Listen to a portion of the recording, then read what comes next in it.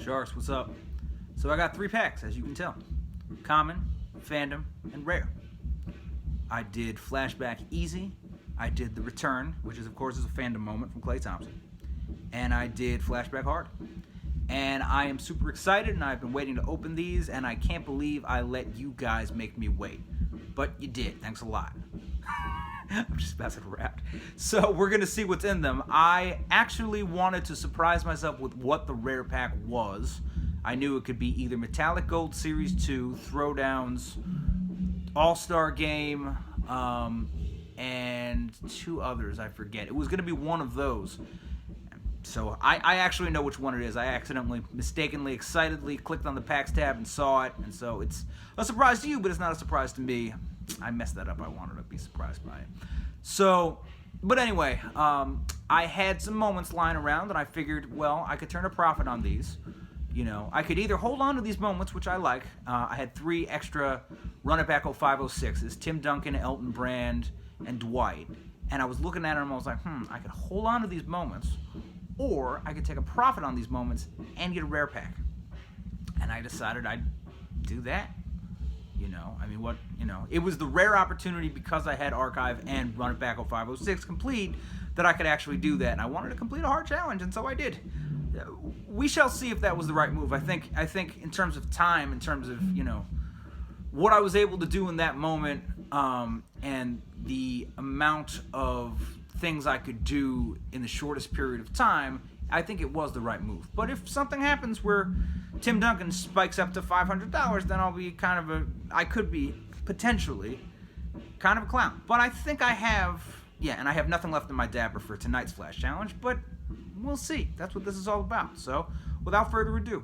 All right, here we go. So, as you can tell, the 3 packs that I'm opening today are Archive, The Return, and a rare pack, which I know because I accidentally looked, and you do not yet, but you will see. And as it turns out, I'm recording this just as Clay Thompson Fandom is getting unfrozen. The lowest ask right now is $200, but it seems to have sold for at least $288 already, which is good. I guess we're only going to be really finding out what the cereal is on that. As you well imagine, we already know what's in that pack. So let's jump in. And the packs are... Let's go. Archive, The Return, and the 2021 All-Star Game. Now, I would say that was maybe my 3rd favorite choice out of the 5.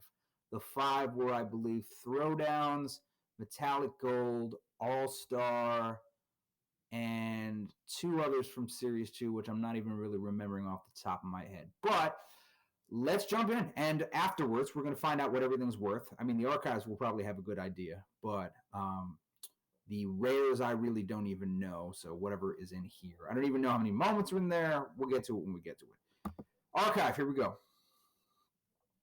Here we go. I love a good archive. I love archive. I love, that was my generation. That was my era growing up. You know what I mean? I don't know what this song is that they pair with the archive set, but I'm not really all that interested either. Obviously, there's no delineation here in terms of tiers, so let's just do my old classic left, right, middle. Left, 18,000. Baron! I love Baron. This man once hit a shot from 89 feet when he was with the Hornets, and if you were really my generation, you remember NBA Street Volume 2, where he was the cover of the game. Oh my goodness. This man was an archetype. This man was the 6'4" point guard with handles, 200 pounds. He could get up, he could dribble, he could run the floor. Like, he was like a little wide receiver point guard. Like, we had seen that only so many times with his level of flair and handles and his ability to shoot the 3 and that beard. See, the original beard was, of course, Baron Davis. But I love Baron. He just had that game. He was like a wide receiver Tim Hardaway Sr. You know what I'm saying? Like, he was a different style of point guard. And he set the path for guys like Derrick Rose, Russell Westbrook, John Wall. You know, he was the OG Warrior. I mean, not the OG Warrior. The OG Warrior was, of course, Wilt. But Baron was the OG of the We Believe Warriors and the current Warriors movement, right? Baron is I love Barron. I love Barron. I can't say enough about him, and he is doing his thing. He's getting involved in Reebok, I believe, and some cryptocurrency stuff. So Barron has been doing his thing since retirement. I love Barron. It's not a good cereal, but I love anything Barron. I might not even sell it. I might keep it to a flash challenge. I might just keep it for myself. I don't know. Right, Mom. Ooh, love cereal. Jerry Stackhouse. I like it. I like it. Stack is a bad man. Yes, sir. Up top. You can't go wrong with that. Jerry, of course, was of late, as far as I remember, the coach of the Raptors G League team. I always mess up the number. It's a three-digit number. Jerry should be coaching in the NBA at some point. He's got a lot of G League and coaching experience in general. Jerry's a great player. He was good in his day. One time, he played for Detroit in 01, and he averaged 27 points a game. I had forgotten that. He led the league in scoring. No, he didn't lead. No, that's not true. That's not true. No. It was Iverson. It was Iverson that year, but he did average like 29 points a game with Detroit. 29.8, I think, actually. Jerry is underrated. We have the propensity to forget about guys like Jerry Stackhouse or J.R. Ryder or Steven Jackson as players. Who could forget Steven Jackson on All the Smoke? But this was my era, and these guys, they could ball. They had game, they had moves. They had the finger roll, whatever, like they could break you down off the dribble, and they were going to the paint instead of chucking up the three because the three was thought of as too big a risk at that time. But Jerry could hoop, man. Don't think Jerry was some role player later in life, man. Jerry was a baller, man. He wasn't. I don't remember if he was an all. He must have been an all-star at least that year. But Jerry was the real deal, man. I love having really good players on my team, and these were two serious ballers. So middle. Last time, as some of you know, I got a LeBron. This time, will I be so lucky? 19,000. So no, Manu Ginobili. Again, I grew up watching the Spurs. Woo! That acrobatic, you never know what he's going to do with it thing for which Manu was so well known. I love Manu. They better put this man in the Hall of Fame, man. They better. Hopefully, because of the Argentinian basketball experience, he will get further consideration. I know his numbers don't jump out at you. He is a 4-time champ.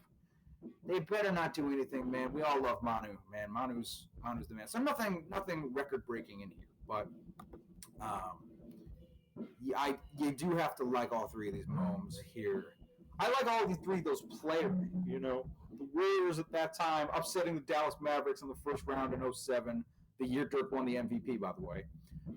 Barron just being his Barron self, someone who just has a lot of attitude and a lot of swagger on the court. And Jerry being kind of underrated, and it's a low cereal, which, I can't never knock a low cereal, So let's move on. So the only thing we're really determining here is what's the serial number, which is fine. Klay Thompson.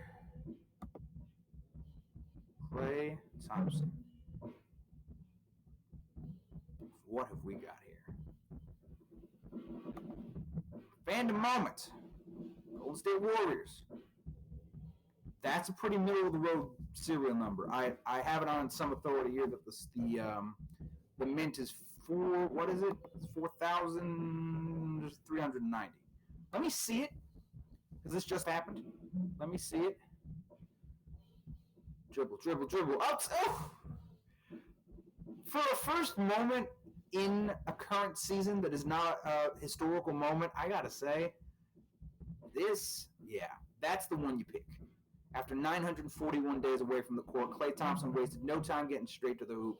The 5-time All-Star and 3-time champ puts the whole association on notice with an emphatic jam for the Golden State Warriors in his blockbuster return to the hardwood following back-to-back season-long injuries. Oh, great write-up. Need I say any more, man? Oh, wait. Actually, there is one thing I want to say. Klay Thompson, man. This man, we do not give him enough love. We do not. I'm going to tell you what's going on here. We don't give him enough love. Yeah, you heard me. I know how many people wanted to do this challenge, and I'm still saying it. Because you know what we're going to do? in a couple of years, within the next couple of years at some point, we're going to have another fandom moment for this man. You want to know why? Because this man, we're going to have another, you know how we had that fandom moment of Steph Curry breaking Ray Allen's three-point record all time? We're going to have one for him too. This man is one of the most prolific volume three-point shooters ever. I mean, this man can get 1,000 three-pointers in under 5 years, 1,000 three-pointers made. You know, how old is he? He's probably in his early 30s, right? It's not even going to take that much for him to break Ray Allen's record. I don't know where he's at now, but to me, it is no stretch of the imagination to think that he will be the number 2 three-point made leader in the National Basketball Association history at some point in the next 3 to 5 years. Like, he will also pass Ray Allen's record, and then it will be between two teammates to determine who is the all-time leader. Now, Steph obviously has an advantage because Klay just missed 2 years. But do I think that Klay Thompson will be the second leading, at least the second leading three-point made leader in all-time history? Yes, I do. Yes, I do. Do I think this man is better than Reggie Miller and Ray Allen, who are both Hall of Famers? Yes, I do. You see, Klay Thompson, people sleep, man. I mean, let me put it to you this way. Of all of the 3-and-D guys that have ever been, we're talking about Eddie Jones, you know, Bruce Bowen, Shane Battier, Byron Russell, if you want to go that route, although not really. Did I say Eddie Jones already? Andre Iguodala, who's never a prolific three-point shooter. Some of the guys have been middle-of-the-road volume, like a Dan Marley or someone like that in his early 90s Phoenix days. Or, I mean, I wouldn't really say that about Jeff Hornacek. I would say the 3-and-D mold is kind of new. Paul George, 3-and-D. But, I mean, this is the thing about the modern game. The goal is to put the ball in the hoop and defend on the other end. You really don't have to do anything else. If you make a three, all the merrier. But if you score points in the paint, because that is a very efficient shot, that's good too. So let me ask you this. This is the definition of the modern game here. This guy right here. Who would you rather have on your team at this moment? Klay Thompson after 2 years off the court, or Russell Westbrook? That's what I figured. Yeah, I mean, this guy is going to be... Did Russell make the NBA 75? If so, he shouldn't have. I mean, Russell is not a guy who has led his team deep into the playoffs, even with help, even with Paul George. Paul George did it without Russell Westbrook. He went to the conference finals, but he didn't do it with Russ. If he had Klay, he'd have a better chance. But this guy just goes to show you, you don't need rebounds. You don't need to pass all that much. You need somebody to pass on your team, but you don't have to have the flashiest possible game.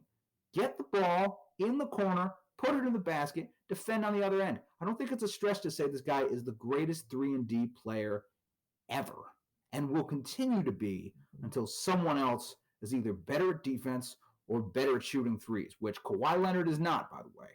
Kawhi Leonard is not a better volume three-point shooter than Klay Thompson. We know this. Y'all better recognize Kawhi does not nearly, the more threes he attempts, the less he makes. Whereas Klay Thompson can put in 233s in a year and still make 42 to 45% of them. I mean, we buried him in the 2011 draft, and then we buried him once he became a champ. And it's not fair. This guy is a Hall of Famer, dead to rights. Dead to rights. So book it. And so now, without further ado, the rare pack. I am excited. It's mine. I want it. And I saved it for you. You're welcome. Come on, give me my back already. All right. So, how many moments do we have in here?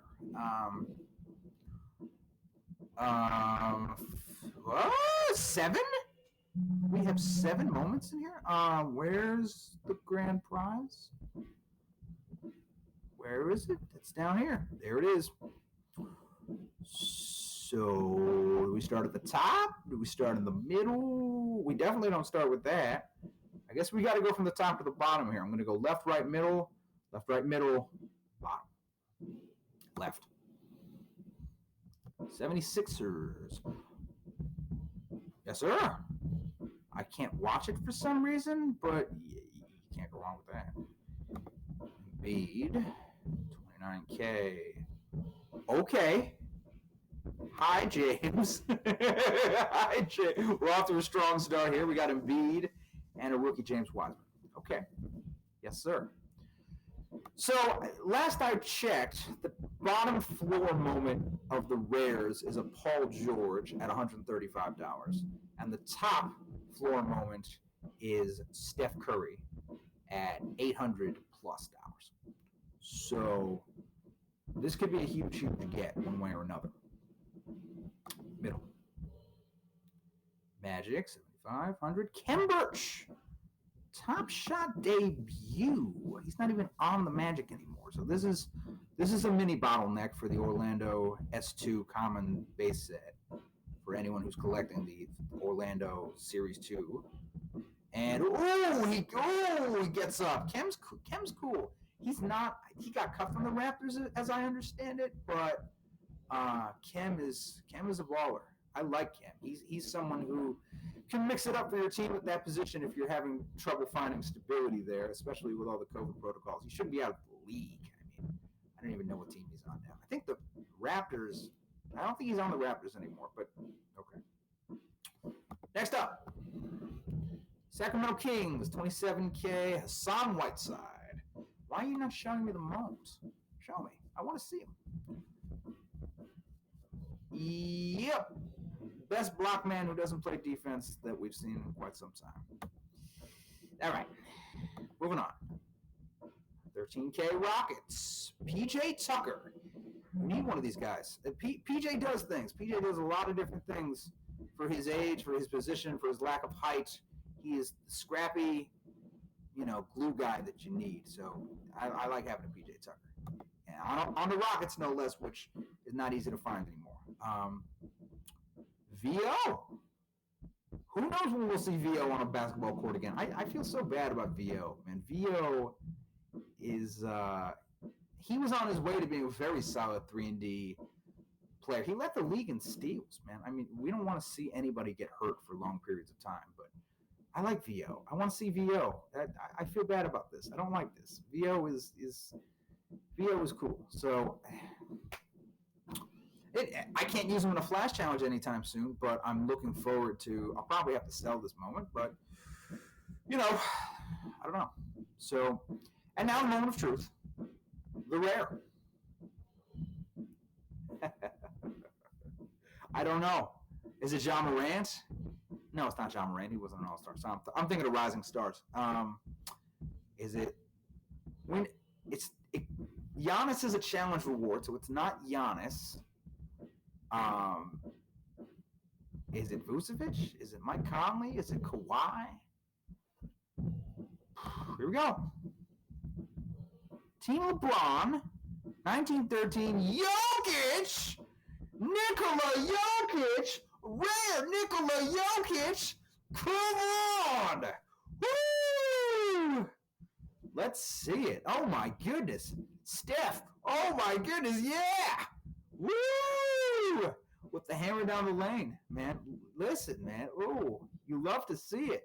You love to see it. It's towards the bottom of the series, but who cares? I got a rare and a flash challenge, man. So let's see what we got. Let's see it. So, point of order. Come on now. Yeah. Yep. So what have we got? We got Mahomes. We got